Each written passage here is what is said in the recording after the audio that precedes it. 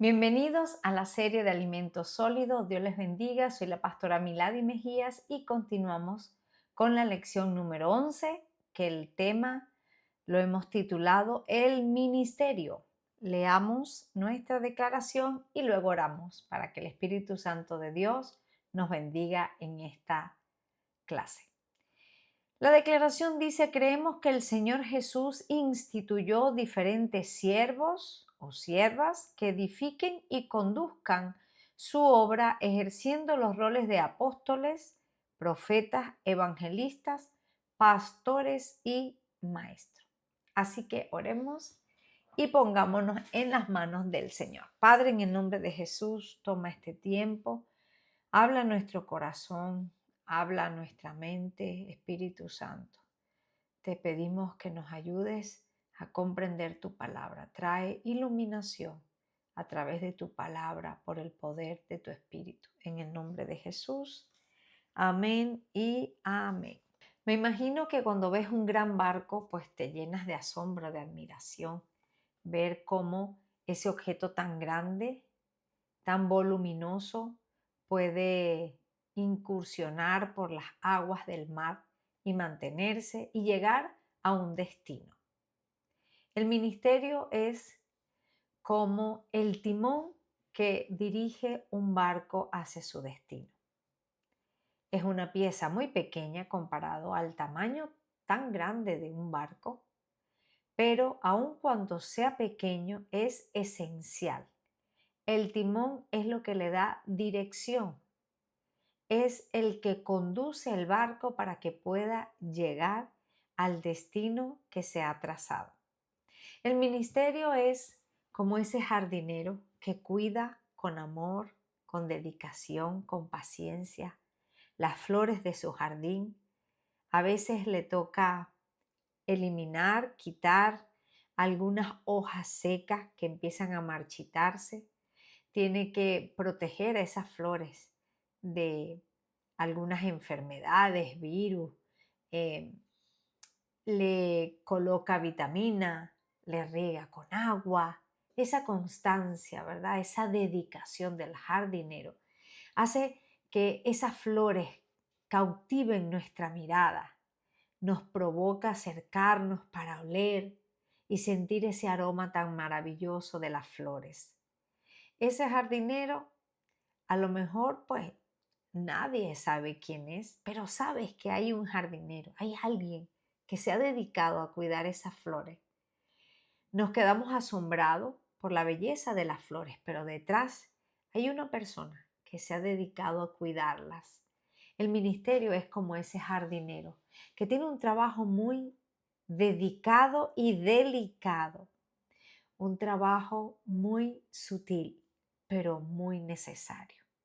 También el ministerio es como un tren que va a velocidad, que avanza, que hay unos rieles y ese tren va por esos rieles a una velocidad impresionante. La gente en el tren va cómoda, tranquila, esperando llegar a su destino. Pues el ministerio es como el mecánico del tren. Nadie lo ve, pero es el que hace que esa maquinaria funcione a velocidad. Muy bien, todo está armonizado, todo está al día, está muy bien para que ese tren pueda llegar al destino final en una velocidad bastante importante. El ministerio es ese mecánico que prepara ese tren para que con velocidad avance hacia su destino. Así que el ministerio es todo eso y más. Es dirección, es formación, es cuidado, es visión, es soporte. Es una manifestación del amor y de la gracia de Dios a través de personas imperfectas que han sido llamadas por Él, capacitadas y entregadas al servicio de otro. Desde la perspectiva del reino, el ministerio no es una jerarquía de estatus, sino una estructura de servicio. No se trata de ocupar un título, sino de equipar al pueblo de Dios para que crezca, madure y avance a su propósito eterno. Así que, bueno, a través de estas analogías, quería que comprendieras lo amplio que, que es el ministerio como tal, a través de esas analogías del barco, del jardinero y del mecánico.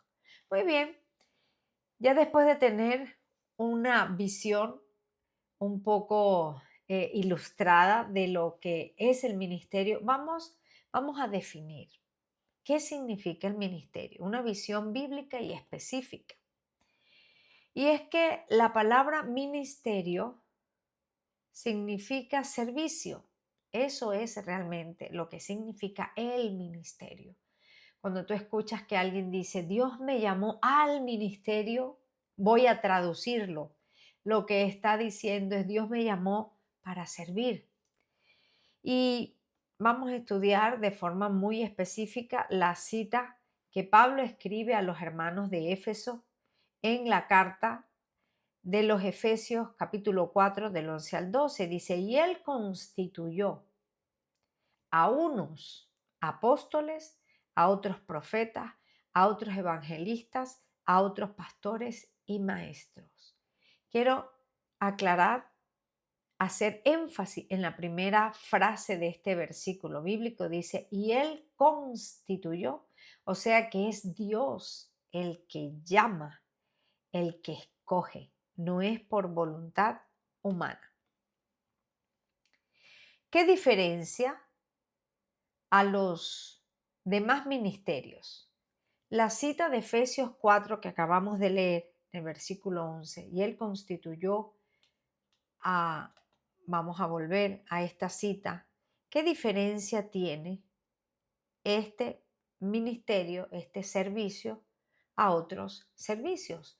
Porque a la hora de la verdad todos estamos llamados al ministerio, todos los hijos de Dios, todos aquellos que hemos experimentado la gracia, el perdón, el amor de Dios, estamos llamados a servir, todos, independientemente de tu edad o el tiempo que tengas en el Evangelio, todos estamos llamados a servir. Pero así como estudiamos en la lección anterior sobre la iglesia es un cuerpo, cada uno es un miembro.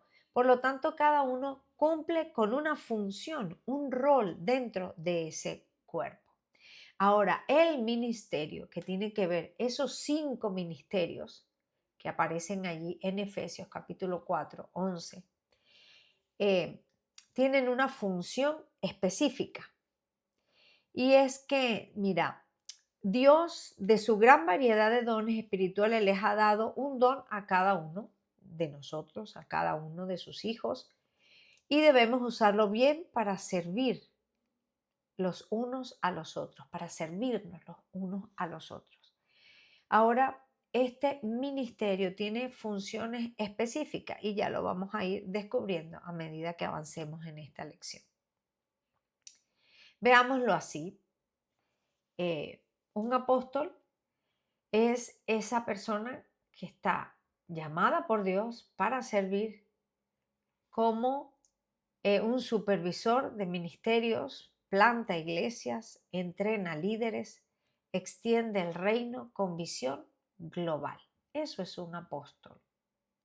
Cuando leemos la historia de la iglesia primitiva, empezó ¿con quién? Con 12 apóstoles. Apóstoles, ¿por qué? Porque eran los pioneros, eran los que iniciaron. Y vamos a también a ver que este ministerio está acompañado de una fuerza, de una autoridad, de señales, de dones, porque es ese ministerio que inicia, que rompe, que Dios llama para establecer reino en lugares diferentes. Luego tenemos un profeta. Es quien confirma con sabiduría lo que el Espíritu está hablando a la iglesia, trayendo dirección, corrección y ánimo. Un profeta tiene la capacidad de ver y de escuchar la voz de Dios, lo que aquellos no perciben, lo que aquellos no ven. El profeta, Dios le da la capacidad de ver más allá de lo que nuestros ojos humanos, o esa capacidad de comprender los tiempos. Y siempre tiene, a través de esa visión que Dios le da, de esa perspicacia de mirar las cosas de forma diferente, tiene un mensaje que marca una dirección para la iglesia. Un evangelista es esa persona que tiene ese llamado para predicar el evangelio a los no creyentes con autoridad y viendo conversiones constantes. Es esa persona que tiene esa capacidad de Dios de presentar el evangelio de tal forma que los corazones quedan tocados y quebrantados y deciden aceptar al Señor Jesús como su Salvador. Un pastor tal vez es la figura o es el rol con el cual estamos más relacionados y es mucho más fácil comprenderlo, y es esa persona que no solo cuida, sino que guía a una comunidad de creyentes con firmeza, con oración, con amor espiritual. Y un maestro también es otro de los ministerios que vemos con mucha más facilidad. Un maestro que no es una persona que solo transmite una información, sino que forma discípulos en esa capacidad de Dios de enseñar, de presentar la palabra de una forma muy clara, pero también tiene esa capacidad de estar al lado de las personas, de tener paciencia, de ayudar a que esa persona pueda comprender el reino y empezar a vivirlo.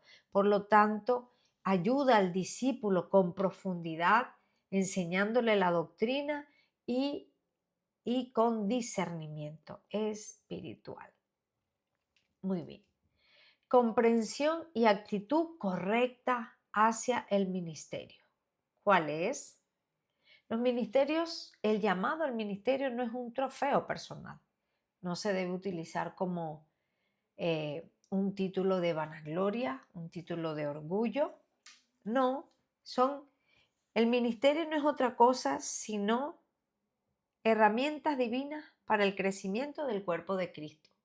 Eso es el ministerio. El ministerio son esas personas que Dios ha llamado con un propósito específico para que la iglesia pueda crecer, para que la iglesia pueda desarrollar el ministerio de la reconciliación, para formar, para corregir, para instruir. Así que quiero que comprendamos que nadie puede llamarse a sí mismo. Es Dios quien llama, como leímos en la cita de Efesios 4:11, y Él constituyó.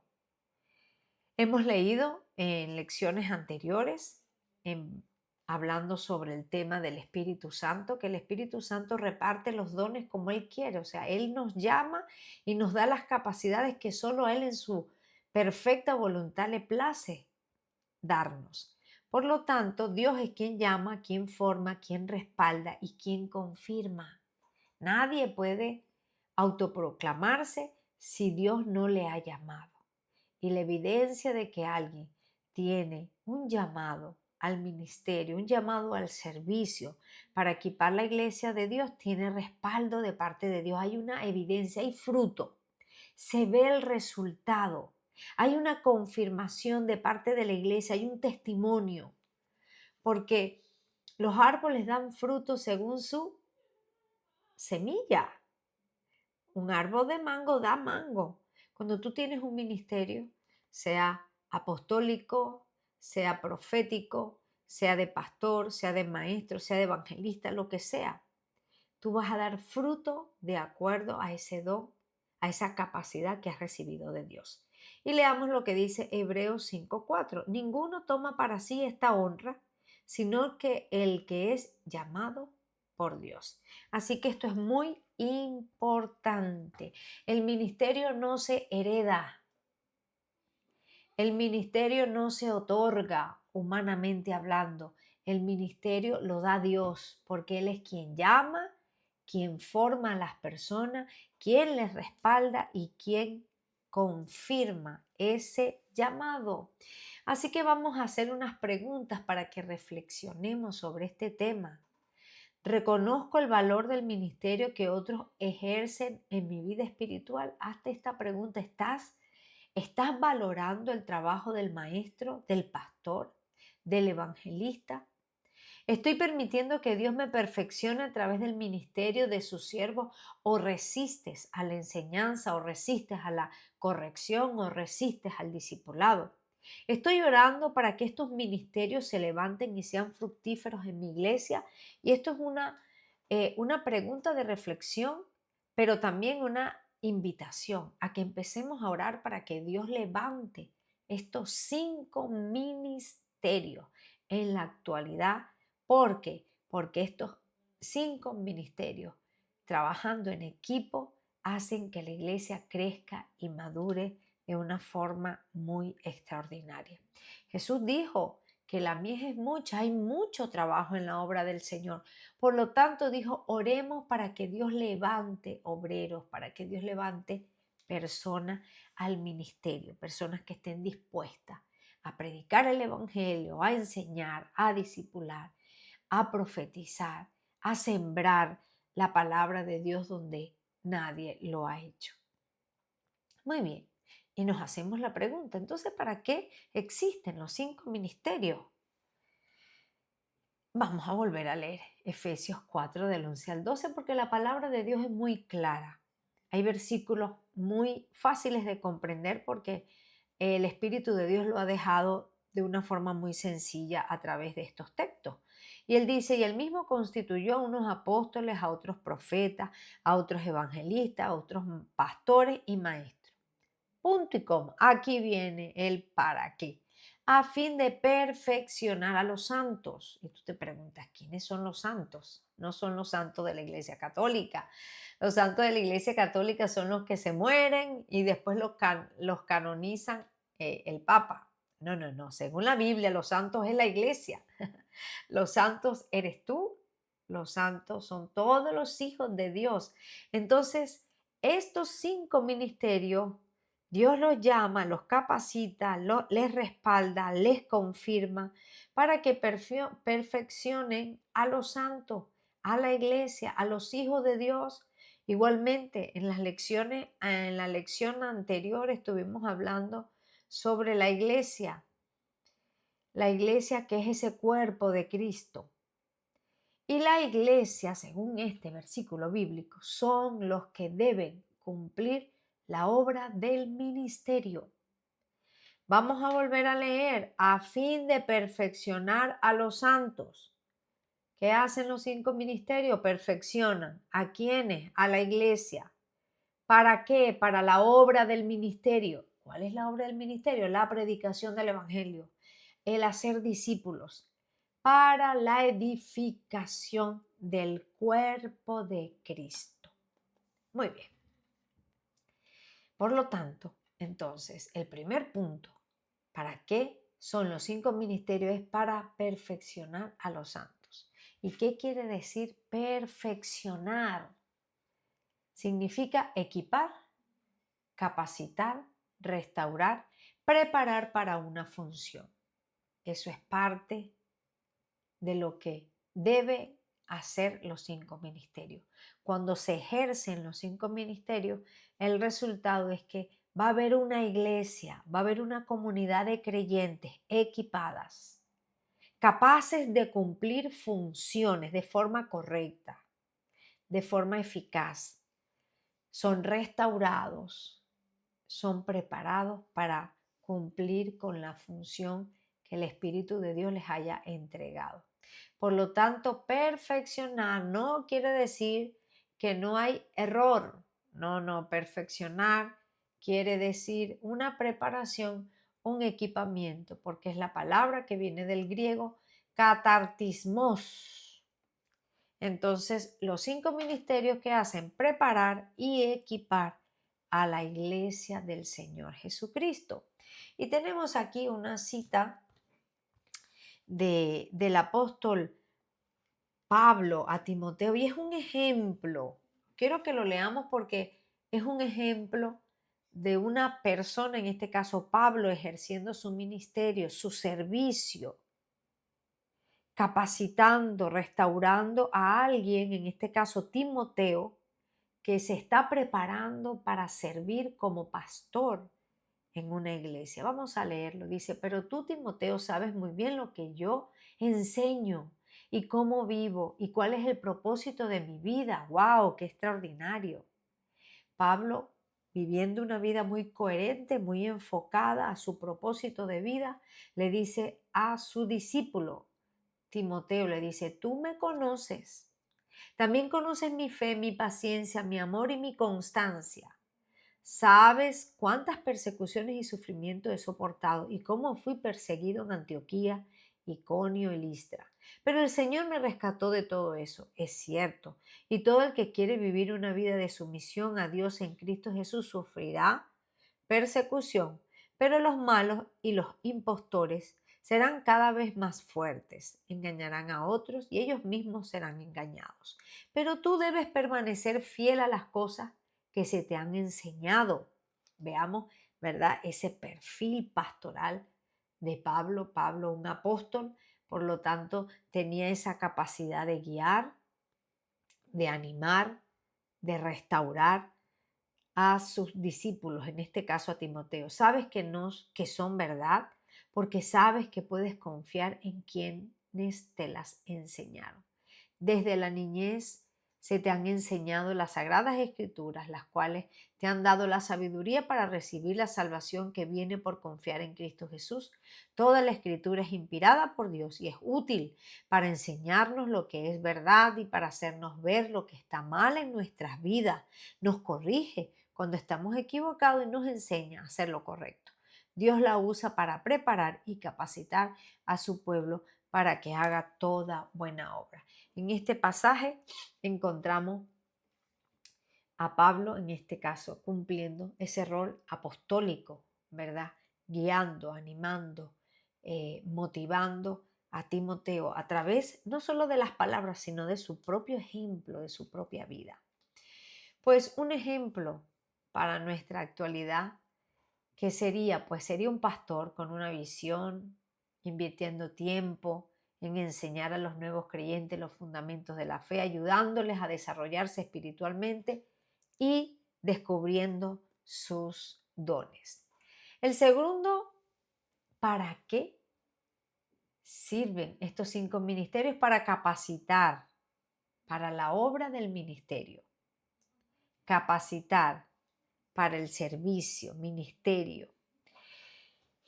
Obra significa, viene de la palabra ergo, trabajo, acción hecho, un deseo interno o un propósito. Y ministerio, que es diaconía, servicio, servicio activo con actitud voluntaria, al servicio empoderado por el Espíritu Santo, guiado por la fe. O sea que los 5 ministerios lo que hacen es en la iglesia, los capacitan ¿para qué? Para que la iglesia haga un trabajo, acción hecho, se mueva con pasión, con propósito, para un servicio voluntario, empoderado a través del Espíritu Santo de Dios. El cuerpo crece y se edifica en amor cuando cada miembro cumple su función. Qué importante es que el apóstol cumpla con su función, el profeta con su función, el evangelista cumpla su función, el pastor cumpla su función y el maestro cumpla su función. Porque es a través de los 5 ministerios que la iglesia es perfeccionada y es capacitada para la obra del ministerio. O sea que mientras los 5 ministerios, su trabajo es equipar a la iglesia, después de recibir esa capacitación a través de los ministerios, debe ir al mundo, ser luz y sal donde estén, para cumplir la obra de Jesucristo, para ser embajadores de Cristo donde quiera que esté. Por muchos años se ha creído que quienes tenían que hacer la obra del ministerio eran los 5 ministerios y mientras tanto la iglesia, los creyentes, sentados en la iglesia solo recibiendo alimento espiritual. No. Los 5 ministerios perfeccionan, capacitan para que la iglesia, el conjunto de creyentes salgan y cumplan el ministerio. Un ejemplo, ¿cómo sería un ejemplo hoy en día de un profeta?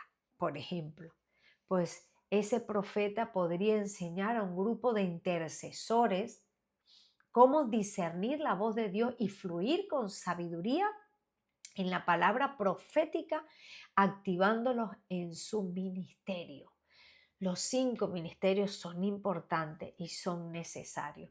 Y el tercer, ¿para qué sirven los ministerios? Es para edificar al cuerpo de Cristo. Recuérdate que es perfeccionar, capacitar y edificar el cuerpo de Cristo. Por lo tanto, el objetivo final no es solo formar individuos, sino edificar el cuerpo de Cristo.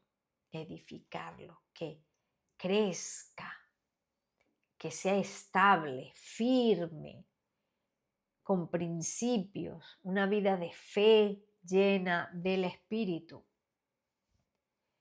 Y leemos 1 Corintios 12, del 14 al 21.